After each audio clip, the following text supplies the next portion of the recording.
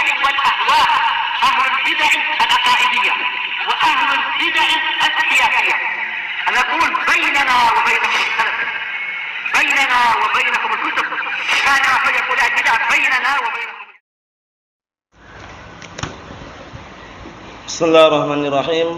الحمد لله الذي أرسل رسوله بالهدى ودين الحق ليظهره على الدين كله وكفى بالله شهيدا وأشهد أن لا إله إلا الله وحده لا شريك له إقرارا به وتوحيدا وأشهد أن محمدا عبده ورسوله صلى الله عليه وعلى آله وسلم تسليما مزيدا لا نبي بعده.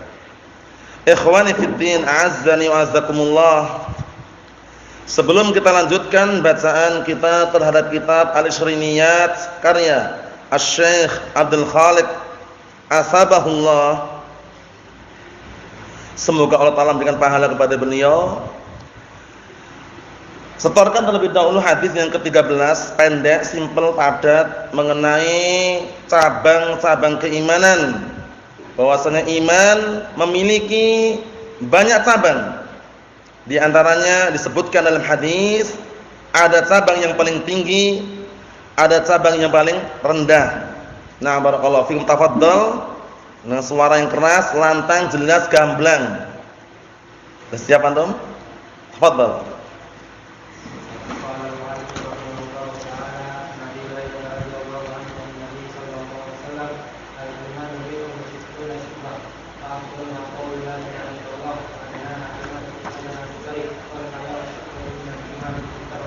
Naam, ahsanta, barakallahu fikum. Tafadhal berikutnya. Alhamdulillah.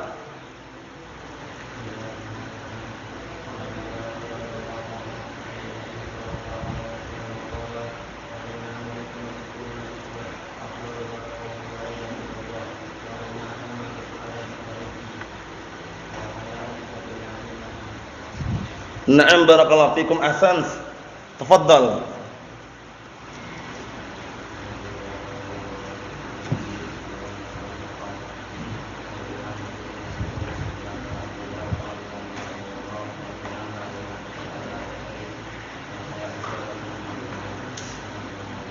Naam, ahsant.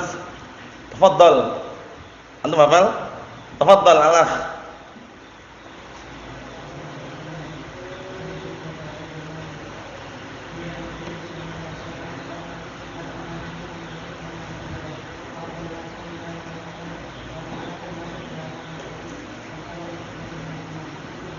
Naam, barakallahu fikum, ahsant.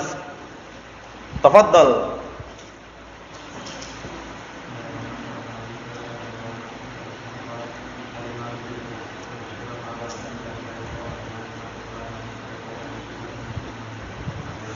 Naam, ahsant. Tafadhal. Al-akh, tafadhal.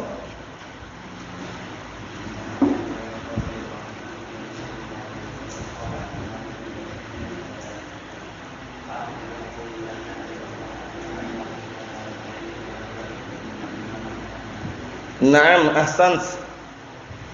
Tafadhal. Tafadhal al-akh. Ayo, na'am.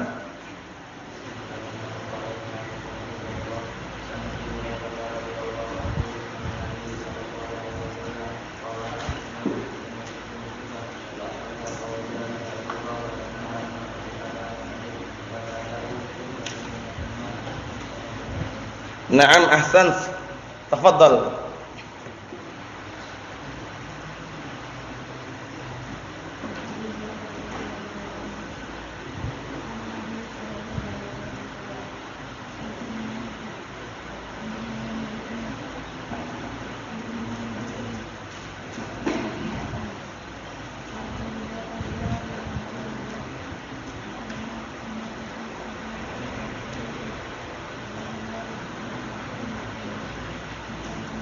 Naam, ahsanta, barakallahu fikum. Tafadhal al-akh Ibrahim. Tafadhal.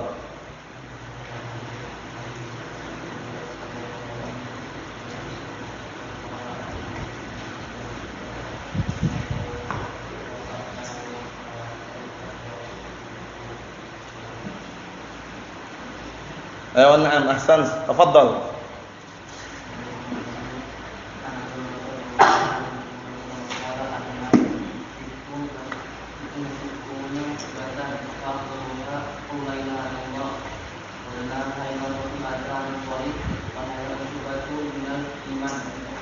Naam, ahsant.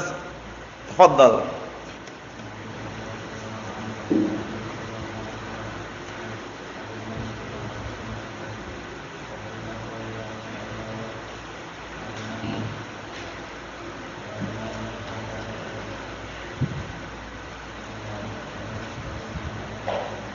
Naam, ahsant. Tafadhal. Tafadhal al-akh.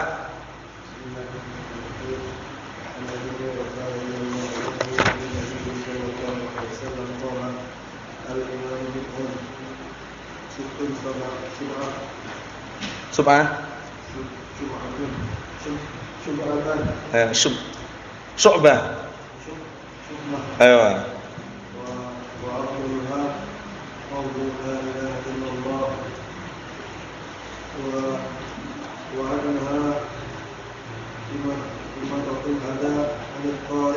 Anit tariq.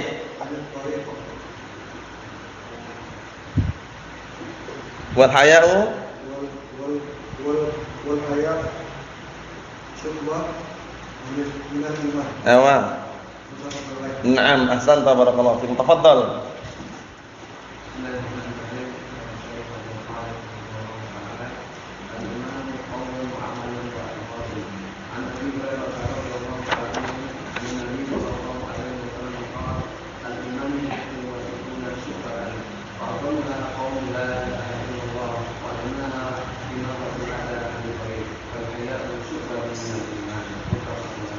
Naam, ahsanta barakallahu fikum. Tafadhal. Al-akh, tafadhal. Tafadhal.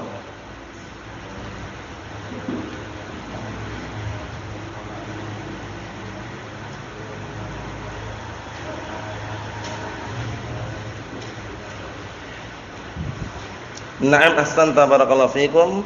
Tafadhal.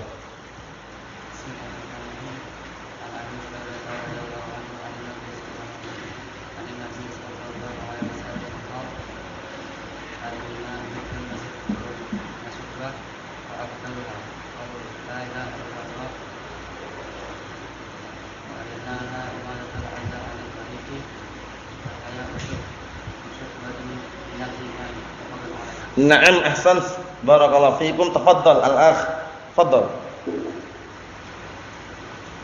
Irfa' sautak.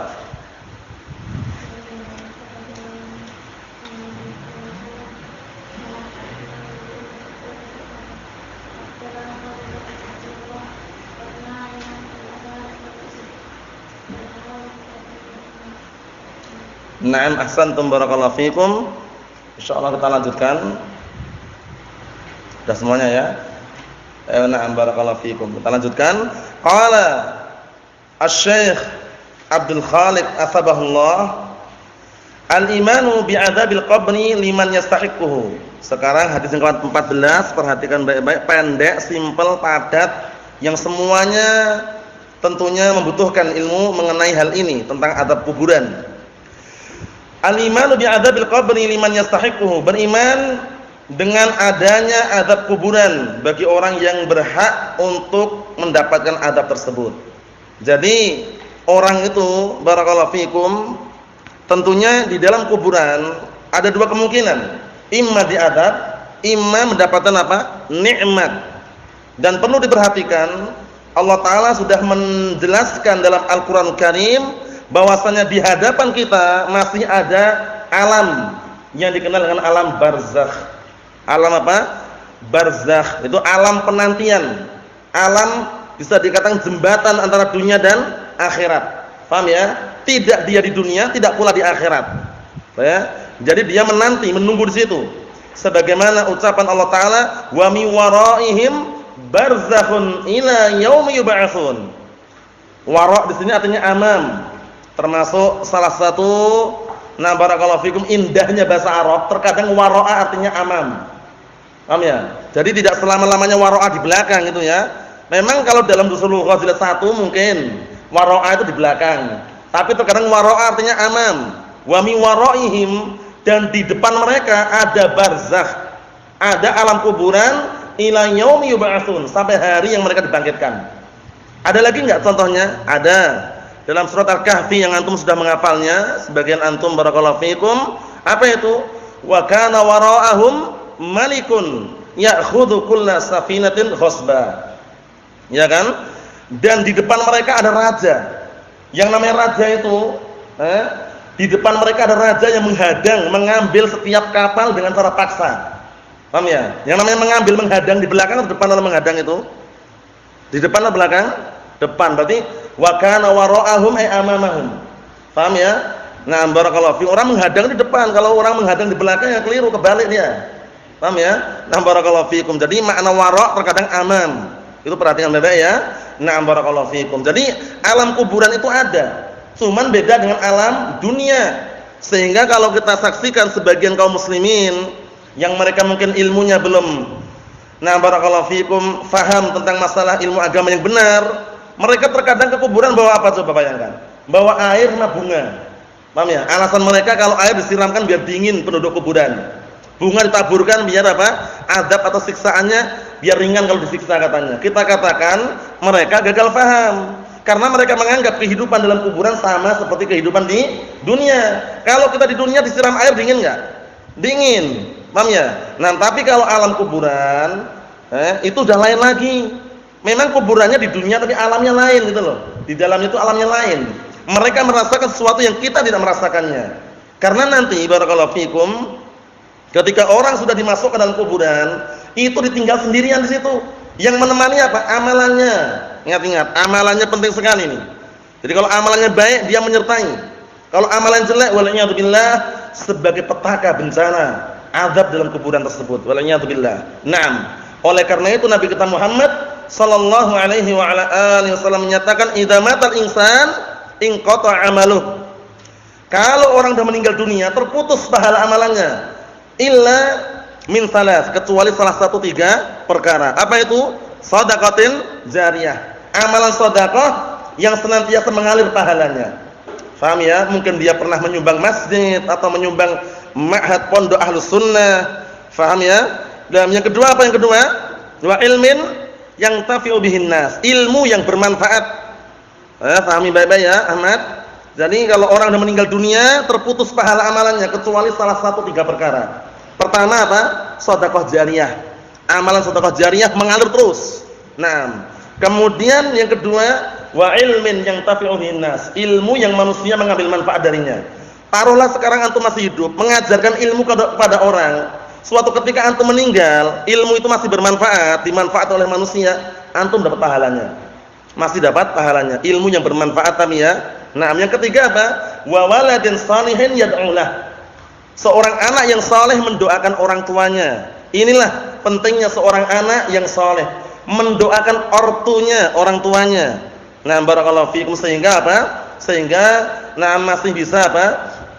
Mengalir pahalanya. Na'am barakallahu fikum. Karena orang kalau meninggal dunia, dia enggak akan membawa mobilnya wala istananya wala kekayaannya, tidak. Sama sekali. Dia di dalam kuburan apa yang dia bawa? Akhaba Usama? Beberapa helai kain kafan saja. Ya enggak? Kemudian nanti yang menemani amalannya. Sebagaimana datang dalam hadis yang sahih, Nabi kita Muhammad sallallahu alaihi wa ala alihi wasallam menyatakan apa? Menyatakan yatsba'ul mayyit salat. Yang ngikutin mayat itu 3 perkara. 3 perkara ini yang kembali ke dunia berapa? 2. Yang menyertai cuma 1. Yarji'u isnan wa yabqa wahid. Yang kembali ke dunia 2 perkara. Yang tidak kembali menyertai si mayat tadi 1 saja. Yarji'u ahluhu wa maluhu wa yabqa amaluhu. Yang kembali ke dunia keluarganya pulang lagi. Hartanya juga pulang, ditinggal lagi. Paham ya? Yang menyertai dia amalannya, in khairan fa khairun wa in syarran fa syarrun. Kalau amalannya baik, maka dia mendapatkan balasan yang baik. Apabila amalannya jelek, dia mendapatkan balasan yang jelek. Faham maksud ini ya? Nah, jadi jangan sampai kita mengira ketika menyimpan harta, ngumpulkan harta kemudian nanti dibawa mati, tidak. Ditinggal semuanya. Mobil mewahnya mana? Avanza, Carnios atau yang semisalnya. Paham ya? Nah, mana? Ditinggal semuanya. Istananya ditinggal semuanya. Emasnya mana? Tinggal semuanya. Yang dibawa hanya beberapa helai kain kafan. Nanti yang menemani dia baik atau buruknya amalannya. Karena nanti didatangi dua malaikat, siapa dan siapa? Munkar dan Nakir. Munkar dan Nakir, dua malaikat. Datangi. Begitu datangi, langsung didudukkan si mayit tadi itu. Didudukkan, difitnah. Apa difitnah maksudnya? Diuji. Diuji dengan 3 pertanyaan. Man rabbuka? Siapa Rabbmu? Madinuka? Apa agamamu? Man nabiyuka? Siapa nabimu? 3 pertanyaan ini ujian. Dikenal dengan apa? Fitnatul qabr. Dikenal dengan apa? Fitnatul qabr. Fitnah kuburan. Maksudnya ditanyai dengan 3 pertanyaan tadi itu. Siapa Rabbmu? Apa agamamu? Siapa nabimu? Kalau bisa menjawab, Masya Allah, kenikmatan demi kenikmatan. Di dalam kuburan akan dibentangkan kasur dari surga. Diluaskan kuburannya sejauh mata memandang. Luas sekali. Ditampakkan di hadapannya surga.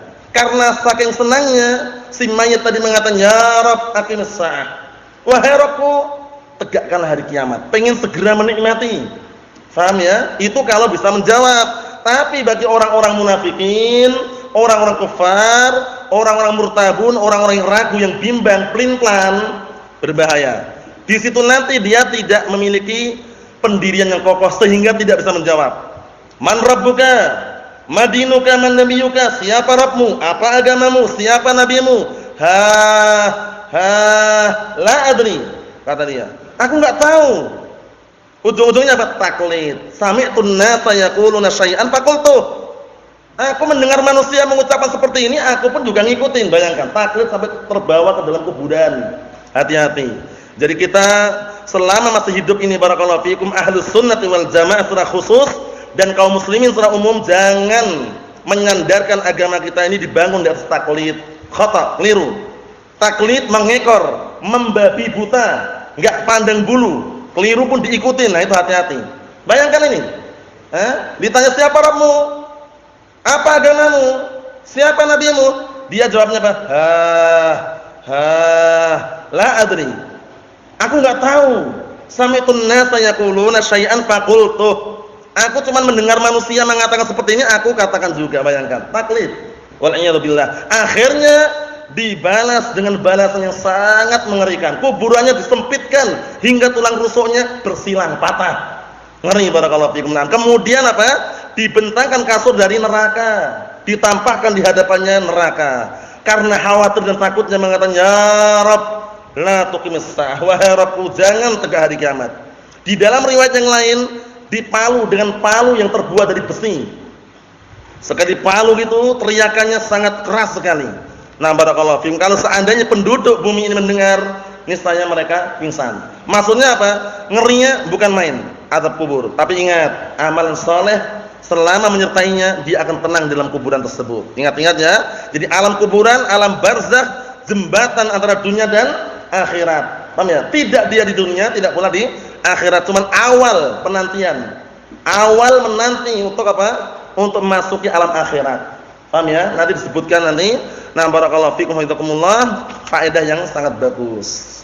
Jadi kesimpulannya, orang ketika di dalam kuburan, sebelum masuk ke kuburan, orang tersebut hidup terlebih dahulu baru mati. Nah, kematian ini yang perlu kita renungi. Kita semuanya pasti akan mati. Yang tua, yang muda, yang kecil, yang besar, semuanya akan mati. Percaya atau tidak? Harus, wajib percaya bahwasanya kita semuanya akan mati. Cuman kapannya wallahu a'lam. Yang jelas kematian ada tamu yang tanpa kita undang, tiba-tiba langsung datang gitu aja. Awal mulai senyum-senyum, sehat, masya Allah, senyum-senyum, sehat. Ternyata pagi harinya sudah tidak bangun lagi dia. Nah, karena ajal, barakallahu fikum. Jadi kalau ajal udah datang itu kita nggak bisa menolak. Fa idza jaa ajaluhum la yastakhiruna sa'atan wala yastaqdimun. Kalau sudah datang ajalnya, waktu matinya, nggak ada seorang pun di antara mereka yang mampu menyegerakan, tidak pula menundanya, nggak bisa. Lah kalau lari bagaimana Ustaz? Sembunyi dalam kolong gitu, sembunyi dalam istana yang megah, tidak bisa lari. Semakin antum lari, semakin dihampiri kematian, nggak bisa lari. Dalilnya mana? Firman Allah Subhanahu wa taala, ucapan Allah taala dalam Al-Qur'an Karim, "Aina matakunu yudrikumul maut walau kuntum fi burujin musayyadah." Dimanapun kalian berada, pasti kematian menghampiri kalian. Walaupun kalian berada di dalam istana yang sangat megah, bayangkan. Sembunyi, pakai selimut, 7 lapis. Kalau sudah waktunya mati, mati. Paham ya? Karena ajal di tangan Allah Subhanahu wa taala. Tidak ada yang tahu sirrullahi jalla wa ala, rahasia Allah Subhanahu wa taala. Coba bayangkan, Allah taala juga menyatakan dalam Al-Qur'an Karim, "Qul innal mautal ladzi tafirruna minhu fa innahu mulaqikum." Katakanlah, kematian yang kalian hendak lari darinya, lari, justru kematian menghampiri kalian.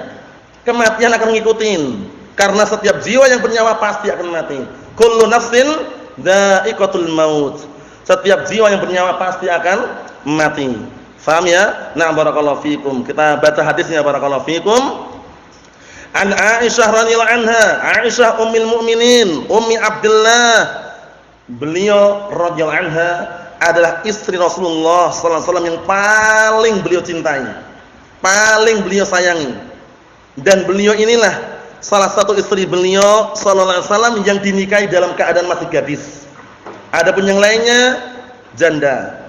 Paham ya? Nah, barakallahu fikum. Namun demikian Allah takdirkan Aisyah ummul mukminin tidak memiliki keturunan. Pahami baik-baik ya? Tidak memiliki keturunan. Karena keturunan anak-anak Rasulullah, putra dan putri Rasulullah itu dari 2 wanita. Istri beliau Khadijah bintu Khuwailid sama seorang budak wanita yang dihadiahkan kepada beliau, yaitu siapa? Maria Al-Qibtiyah. Paham ya? Dari Maria Al-Qibtiyah satu, yaitu siapa? Ibrahim. Nah, barakallahu fikum, tapi belum besar sudah meninggal dunia. Kemudian dari Khadijah bintu Khuwailid sisanya Abdullah, Al-Qasim, Ruqayyah, Zainab, Ummu Kulsum, Fatimah. Paham ya? Itu yang dari Khadijah bintu Khuwailid. Dari Aisyah tidak ada. Tapi dalam keadaan demikian Rasulullah sallallahu alaihi wa ala alihi wasallam ketika ditanya, "Ya Rasulullah, wahai Rasulullah, siapakah dari kalangan wanita yang paling kau cintai?" Aisyah. Masya Allah.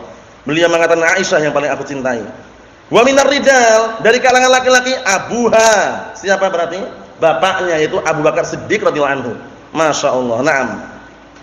Kemudian Aisyah ummul mukminin, Ummi Abdullah radhiyallahu anha, beliau ini memiliki kisah yang sangat mengharukan. Itu kisah yang dituduhkan oleh orang-orang munafikin, yang dipimpin oleh seorang gembong munafikin, pemimpin munafikin, raisul munafikin. Siapa itu? Na'am, ahsan, tabarakallahu fikum, Abdullah bin Ubay bin Salul. Allah musta'an. Yaitu kisah yang dikenal dengan apa? Kisahul Ifki. Kisahul Ifki itu kisah yang sangat mengharukan. Kalau antum baca merenungi, terkadang sedih menangis. Karena kasihan sekali dituduh berzina. Ummul mukminin. Kisahnya apa sih? Kisahnya tragedi peristiwa perang yang dikenal dengan apa? Perang Bani Mustalik. Nah, barakallahu fikum, atau ghazwah, nah barakallahu fikum Al-Muraisi'. Nah, barakallahu fikum, yaitu pada tahun 6 Hijriah, pada bulan Sya'ban. Nah, perang apa tadi? Bani Mustalik. Tapi menang. Kemudian ketika pulang dari perang Bani Mustalik, istirahat di suatu tempat, singgah di situ. Kisahnya tak sebutkan simpel aja. Saat itu pasukan Rasulullah SAW singgah di suatu tempat istirahat. Istirahat di situ. Rasulullah SAW dan juga para sahabat yang lainnya. Ternyata, nah barakallahu fikum, Aisyah ummul mukminin pergi lagi menunaikan qada'il hajah. Kalung yang dia pinjam dari Asma bintu Abi Bakar, dari saudarinya, kalung hilang, jatuh gitu ya. Akhirnya Aisyah ummul mukminin balik lagi mencari kalung tadi itu. Ternyata Aisyah ummul mukminin setelah balik ke tempat persinggahan tadi, orang sudah pada pulang, pada balik sudah, pada pergi semuanya. Tandunya di bawah kita aja, karena Aisyah ummul mukminin saat itu usianya masih muda sehingga rasanya ringan di bawah itu.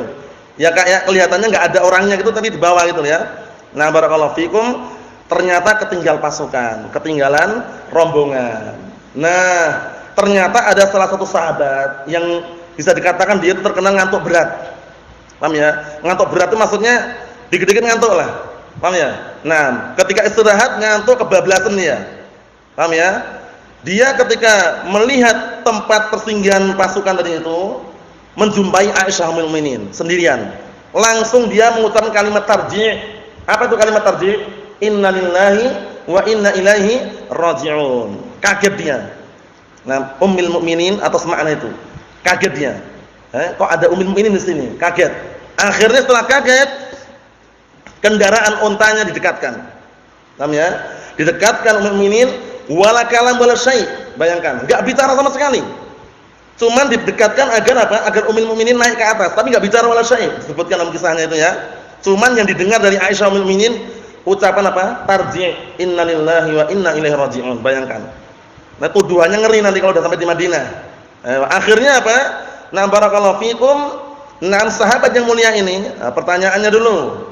Siapa sahabat yang mulia yang tuduhkan berzina dengan Aisyah Ummul Mukminin ini? Sofwan bin Umamah. Sofwannya sudah benar, binnya ini. Sofwan bin siapa? Na'am. Tafadhal al-akh Hamdalah.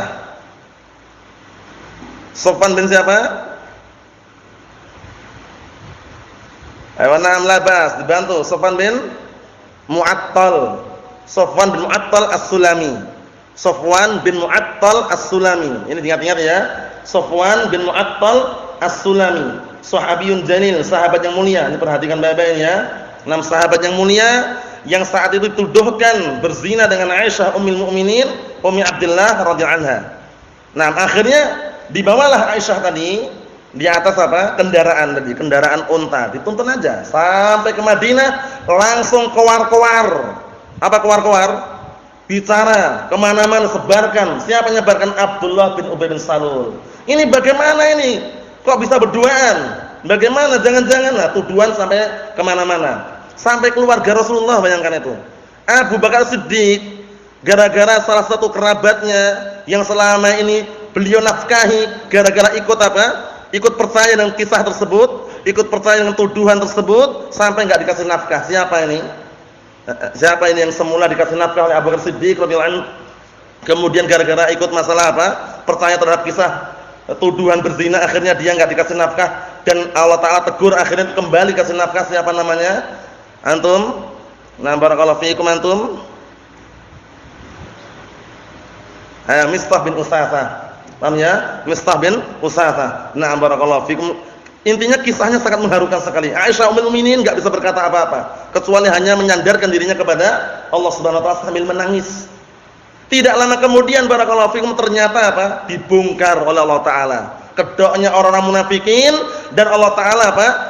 Bela Aisyah Ummul Mukminin sebagai bentuk pembelaannya. Allah taala apa? Sebutkan dalam surat An-Nur. Di dalam surat apa? An-Nur. Kisahnya antum lihat sendiri tafsirannya. Yang jelas ini sekedar apa? Penyebutan tentang Aisyah Ummul Mukminin. Penyebutan yang berikutnya, Aisyah Ummul Mukminin. Perhatikan ya. Aisyah Ummul Mukminin, beliau juga termasuk apa? Termasuk sahabat-sahabat yang paling banyak periwayatannya. Nah, barakallahu fiikum, paling banyak periwayatannya. Nah, sudah kita lewati pantunnya kan? Sudah hafal antum kan? Belum kan? La ba'asna, barakallahu fikum. Pantun mengenai para sahabat yang paling banyak meriwayatkan hadis. Coba diulangi antum. Nah, barakallahu fikum. Antum sudah hafal belum antum? Al-akh? Sudah belum? Alhamdulillah. Coba.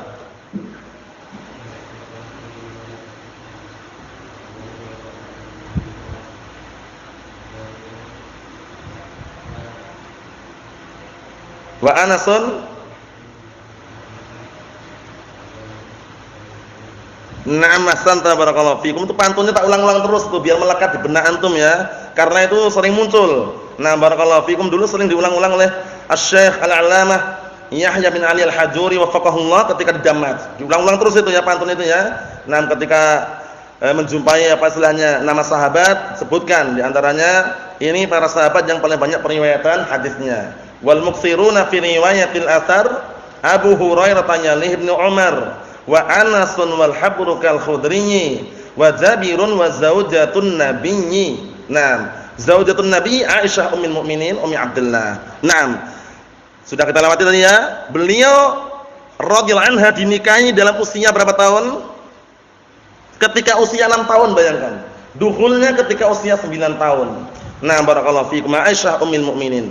Anna Rasulullah sallallahu alaihi wasallam qaal, bahwasanya Rasulullah sallallahu alaihi wa ala alihi wasallam beliau berkata, Adzabul qabri haqqun. Azab kuburan itu benar adanya. Azab kuburan itu benar adanya. Bukan sekedar dongeng atau cerita, benar adanya. Cuman alamnya berbeda. Barzakh, alam penantian. Namanya penungguan, menanti antara dunia dan akhirat. Na'am barakallahu fikum. Oleh karena itu kalau antum masuk ke area perkuburan, disyariatkan untuk berdoa. Jangan malah senyum-senyum di situ, ngerokok gitu, teriak-teriak, jangan. Berdoa, ada doa di situ. Assalamualaikum ahlad diyar minal mu'minin wal muslimin wa inna insyaallah bikum lalahiqun. Nas'alullaha lana wa lakumul afiyah. Paham ya? Nah, barakallahu fikum, berdoa keselamatan untuk kalian wahai penduduk negeri ini, penduduk kuburan. Dari kalangan mukminin dan muslimin. Orang kafir enggak dapat di situ. Walaupun campur kuburannya. Paham ya? Nah, kemudian apa? Kata orang yang berdoa tadi itu, insyaallah kita semuanya akan menyusul. Benar apa enggak? Antum mau nyusul enggak antum? Nyusul kan? Semuanya kita menyusul, akan meninggal dunia semuanya. Paham ya? Yang kecil, yang tua, yang muda, yang gadis, yang janda, yang perjaka, duda, semuanya. Paham ya? Akan menyusul, akan meninggal dunia. Jadi jangan sampai kita pamer kekayaan. Harta kami banyak, rumah kami banyak, mobil kami mewah. Jangan. Itu semuanya akan apa? Sirna. Akan ditinggal. Paham ya? Akan ditinggal semuanya itu. Coba bayangkan yang sudah kita lewati berkali-kali hadis yang sahih mengenai keadaan orang yang menumpuk-numpuk harta. Hartanya enggak sembarangan, bukan perak, bukan wala syai', bukan perak wala syai', emas. Tahu emas enggak antum? Harganya mahal kalau ori. Paham ya? Kalau 24 karat harganya mahal itu. Nah, 2 lembah emas kurang apa lagi coba? 2 lembah emas pengen mencari yang ketiganya, itu tabiat manusia. Lau kana libni adam wadiyan min dhahab labtagha salisa wala yamla'u fahu illa turab. Bayangkan itu. Kita perlu mengoreksi diri kita. Jangan sampai hawa nafsu, ambisi kita hanya mengumpulkan harta, jangan. Harta itu hanya perantara. Apa artinya tadi itu? Kalau seandainya Bani Adam punya 2 lembah emas, emas enggak sembarangan. Tahu emas antum kan? Ayo, emas 2 lembah. Nih saya mencari yang ketiganya, bayangkan. Wah, ini uangnya 3 juta tapi sebulan 5 juta. Wah, ngejar terus. Paham ya? Ini punyanya sepekan gajinya baru 1 M ya. Sebulan sudah 3 M, ngejar terus. Kalau udah M enggak sembarangan lagi nih ya. 1 pekan 1 M masih kurang gitu loh. Karena tabiatnya manusia seperti itu. Dan tidak ada yang memenuhi mulutnya kecuali tanah. Jadi kalau udah mati itu ya udah selesai, tanah itu yang memenuhi mulutnya. Hartanya di mana? Tinggal semuanya. Faham maksudnya ya? Nah, barakallahu fikum, sekedar selingan. Dalam masalah dunia jangan melihat orang yang di atas kita. Lihatlah orang-orang di bawah kita. Paham ya? Jadi antum ketika makan, merasakan makanan yang antum makan itu, lihatlah. Bayangkan ada orang yang di bawah kita yang mungkin mereka enggak makan gitu loh. Caranya gitu. Tujuannya apa? Agar kita lebih bersyukur. Ternyata alhamdulillah kita masih bisa makan enak walaupun tahu atau tempe sama sambal balado. Misalkan ada orang di sana yang mungkin belum makan, kelaparan. Jadi kita terdorong bersyukur itu ya. Tapi kalau antum melihat orang kaya, orang yang di atas, masalah dunia enggak akan puas. Enggak akan puas. Karena kalau masalah dunia antum lihat di atas itu akan puas. Masalah dunia lihatlah yang di bawah kita. Agar terdorong untuk apa? Bersyukur. Hadisnya sudah kita lewati berkali-kali. Hadisnya Abi Hurairah radhiyallahu anhu muttafaqun alaih. Ungduru ila man huwa asfala minkum wa la tanzuru ila man huwa fawqakum. Dzalika ajdar alla tazzaru ni'matallahi 'alaikum. Artinya apa? Lihatlah orang-orang yang di bawah kalian dalam masalah apa? Dunia dan harta. Paham ya? Dan jangan kalian melihat orang-orang yang atas kalian. Tujuannya apa? Yang demikian itu lebih pantas agar apa? Kalian itu mensyukuri. Paham ya? Terhadap apa-apa yang Allah telah berikan kepada kalian. Bersyukur. Paham ya? Alhamdulillah ternyata kita masih bisa makan nasi, nasi putih, lauknya ayam misalkan. Paham ya? Atau lauknya tempe misalkan. Karena di bawah sana masih ada orang-orang yang mungkin kelaparan gitu loh. Sehingga terdorong bersyukur. Tapi kalau antum melihat orang di atas, enggak pernah puas. Ternyata kita ini makannya kok setiap hari apa? Tempe terus lauknya. Akhirnya apa? Bikin darah tinggi. Paham ya? Naik darahnya, marah-marah terus dia bawaannya. Darah tinggi. Karena makannya tempe terus tiap hari. Dan jangan ya, syukuri. Kalau antum mensyukuri lauk tempe tersebut rasanya daging. Paham ya? Nah, barakallahu fikum ya, tinggal kasih bumbunya jangan selesai. Nah, Allah musta'an. Syahidnya barakallahu fikum dalam masalah dunia melihat orang yang di bawah kita. Masalah agama, ilmu, ini penting. Masalah ilmu atau agama lihat orang yang di atas kita biar kita enggak sombong gitu loh. Baru 2 tahun lihat orang yang di bawah kita. Wah, ternyata anak udah lumayan juga ya. Sudah hafal Arba'in Nawawiyah. Ini orang ini baru kemarin belum dapat apa-apa ini. Paham ya? Kalau antum lihat orang di bawah remehkan, antum merasa puas. Tapi lihat orang di atas, ternyata anak belum ada apa-apanya ternyata. Anak baru hafal Arba'in Nawawiyah itu pun dibolak-balik udah bingung misalkan. Paham ya? Itu sebulan hafal Sahih Bukhari sama Muslim. Terdorong untuk semangat gitu loh. Dalam masalah agama mencari melihat orang di atas kita. Ternyata di sana masih ada para masyayikh, para ulama sehingga terdorong untuk semangat. Kalau dalam masalah dunia lihat yang di mana tadi Ahmad? Yang di bawah atau di atas kalau dunia? Yang di bawah. Dalam masalah akhirat atau agama lihat orang yang di atas karena terdorong, termotivasi untuk apa? Semangat. Nah, barakallahu fikum mengejar agama tersebut. Ikhwani fi din azza wa jazakumullah. Nah, itu sekedar nasihat yang ada keterkaitan dengan apa? Adab kuburan itu benar adanya. Nah, oleh karena itu karena benar adanya, siapkan amalan-amalan kita agar bisa apa? Menemani kita dalam kuburan tersebut. Rawahul Bukhari. Hadisnya diriwayatkan oleh Imam Bukhari. Al-Imam Al-Bukhari, siapa namanya? Imam Bukhari, siapa namanya? Ya, na'am. Siapa namanya Imam Bukhari antum? Kan sudah disuruh nulis kemarin. Imam Bukhari siapa namanya?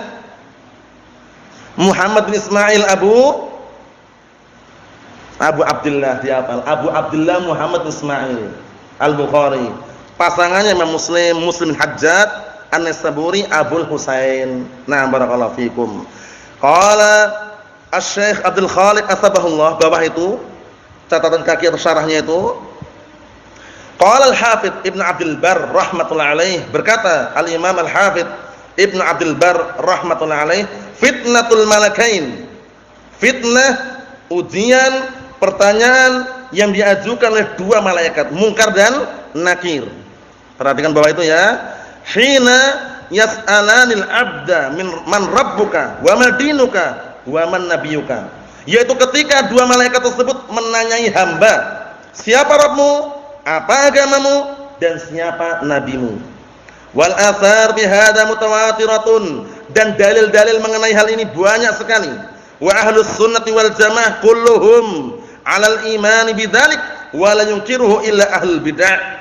Allahul musta'an. Dan ahlus sunnah wal jamaah mereka semuanya mengimani tentang apa? Mengimani tentang adanya fitnah kubur. Fitnah kubur tadi apa sih maksudnya? Fitnah kubur tadi itu maksudnya apa? Alhamdulillah. Pertanyaan yang diajukan oleh 2 malaikat. Siapa dan siapa 2 malaikat tadi? Munkar dan Nakir. Nah, barakallahu fikum. Ahlus sunnah sepakat semuanya. Tidak ada yang mengingkari kecuali ahlu bid'ah. Ahlu bid'ah wad dhalal itu yang mengingkari. Nah, barakallahu fikum, karena mereka apa, barakallahu fikum, sebagian mereka meyakini bahwasanya kehidupannya sudah setelah hidup, mati, jadi tanah, enggak dibangkitkan lagi. Paham ya? Enggak ditanya, enggak perlu katanya. Nah, ada juga orang-orang yang meremehkan pertanyaan apa yang diajukan dalam kuburan. Wah, kalau cuma 3 pertanyaan kecil katanya. Tak jawab di dunia selesai katanya. Yaitu kalau ucapannya memang mudah ketika dia masih hidup. Tapi kalau dia tidak beriman, tidak beramal, keberatan dia nanti di sana. Karena kekokohan nanti akan diukur. Allah Ta'ala berfirman dalam Al-Quran Karim, yuthabbitullahu alladhina amanu bil qawli tsabit fil hayatid dunya fil akhirah. Allah Ta'ala kokohkan ucapan orang-orang yang beriman dengan ucapan yang kokoh di dunia dan akhiratnya. Kalau di dunia kokoh, prinsipnya kuat, tidak pelin-pelan, tidak di sana senang, di sini senang, tapi mempunyai mauqif, prinsip yang kokoh bersama ahlus sunnah, bersama al-haq, bersama Al-Quran was sunnah, insyaallah biidznillah di akhirat kelak juga kokoh. Paham ya? Tapi kalau di dunianya dia adalah orang-orang yang mudabbib, orang-orang yang mukalkil, orang-orang yang ragu, bimbang, pelin-pelan, yang dia tidak punya prinsip yang kokoh, manhajnya manhaj bungloniyah itu berubah-ubah warna. Paham ya? At-talawun fid din. Paham ya? Itu berbahaya. Berbahaya barakallahu fikum. Nasallaha an yusabbitana wa iyyakum lima au ala kitab sunnah hatta nalqah innahu waliyudzalik wal qadir alaihi walhamdulillahirabbil alamin.